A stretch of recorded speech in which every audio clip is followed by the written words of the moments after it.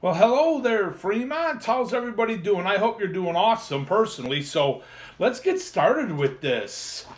I brought you No Dragons for Tea, one of my favorites. And I'd like to read it to y'all. Let me get situated here. Okay. One warm sunny day at the end of last week, my mom and I went for a walk to the creek. As I raced down the hill in my little red wagon,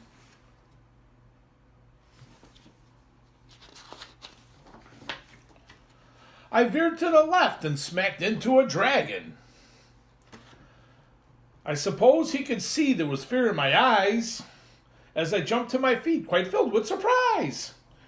He sheepishly grinned and stepped out of the way, but he seemed so polite I asked him to play. He had a cute bear and some other toys too. With my shovel and pail, we'd have oodles to do. We ran down the creek and then onto the bay, where we played on the beach for the rest of the day. Nothing like the beach.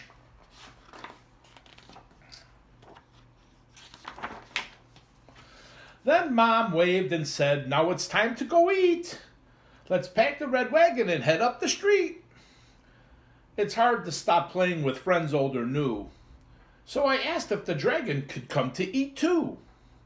My mom wrinkled her brow and squinted her eyes, looking up at the dragon's incredible size.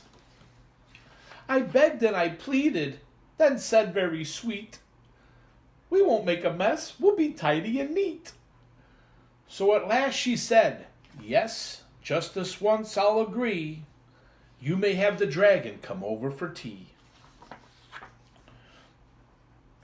We had carrots and apples, thick slices of ham, with fresh homemade biscuits and strawberry jam, cold glasses of milk and a great big dill pickle, but the pepper we sprinkled sure made our nose tickle. Ooh, ooh, ooh. Then the dragon's nose twitched and he started to wheeze. He misted up and he blew a great sneeze. Achoo!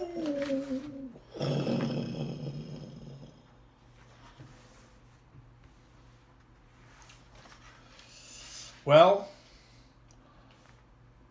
we all know what happens when dragons achoo. Flames shot from his mouth and from both nostrils too.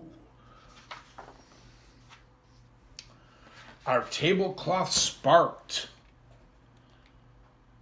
and then burst into flame, and the curtains that hung right beside did the same.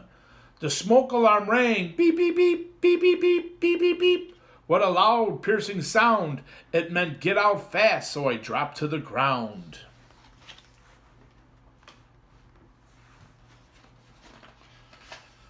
The room filled with smoke as I crawled on the floor and started to make my way to the front door. The dragon got scared and decided to hide, but I knew when there's fire, we must get outside. I grabbed his thick tail and with one mighty tug, I pulled that big dragon from under the rug. I crept down the hallway and said, "Follow me. I know the way out. We must meet by the tree."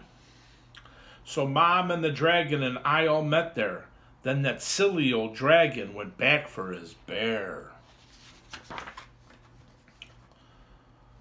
We ran up and caught him and wouldn't let go. And I said, "Listen, dragon, here's what you should know. Don't ever go back. That just will not do. We can get a new bear, but we can't replace you." Since the fire was burning inside our home, we went to the neighbors to borrow the phone. Mom knew what to dial and said calm and clear, "Here's our full street address. Send the fire trucks there."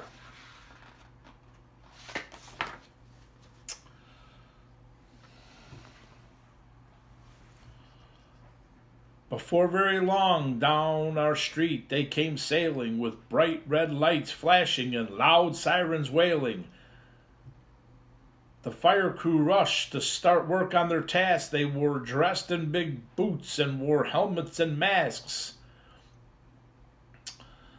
They hooked up the hose and ran into the house where they sprayed streams of water in order to douse the table, the curtains, our lovely snack too.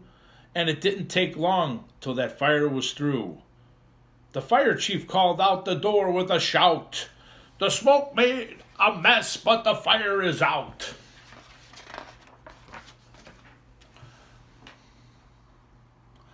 My poor friend the dragon, he knew he was to blame, so he hung down his head and wept great tears of shame. One of the fire crew said, "Don't be sad. You knew what to do, and of that we're quite glad. You all got out safely, that's really what matters. Then she took us to see the big pump truck and ladders." The dragon put on a shiny red hat, and I asked to see where the fire crew sat. She showed us the siren, the hoses and lights, and the ladders they climb up to reach higher heights. The rest of the fire crew checked all the rooms while a fan in the door blew out gray smoke and fumes.